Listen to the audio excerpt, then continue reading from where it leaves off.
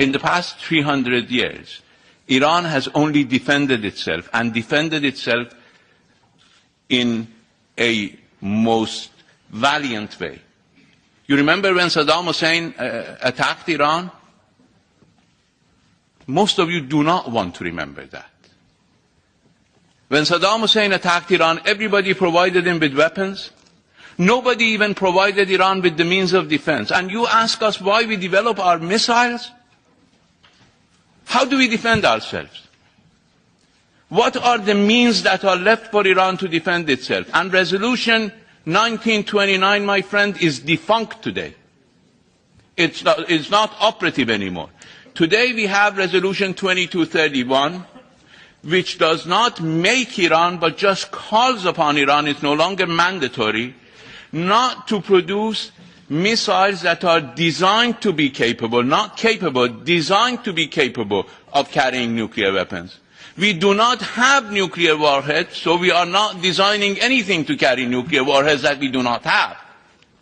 But missiles are the means of our defense. If you're concerned about military expenditures, go talk to your governments not to sell so much military hardware to our region. $130 billion worth of military hardware is being sold to the Persian Gulf region alone. This is not my figure, this is Secretary John Kerry's figure. And the highest estimate of Iranian military expenditure is $15 billion. And we have a population of all those countries combined together. We have armed forces which exceeds their armed forces combined together, but we spend the 10th of their military expenditure. We are entitled to our defense within the norms of international law. But we are prepared to cut defense spending in the region mutually, not one-sided. We are already spending a fraction of what others are spending on military hardware. So if missiles are the means of our defense, we're not targeting anybody. We're targeting anybody who attacks us, so that they won't attack us.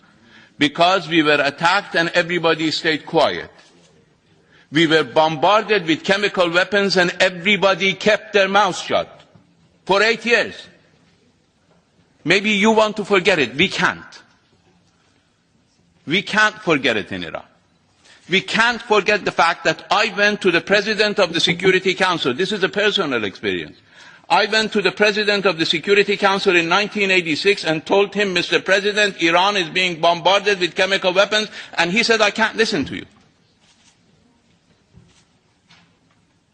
And you know, as long as Saddam Hussein was in office and in Iran, violating our territorial integrity, there is no single Security Council resolution condemning his use of chemical weapons.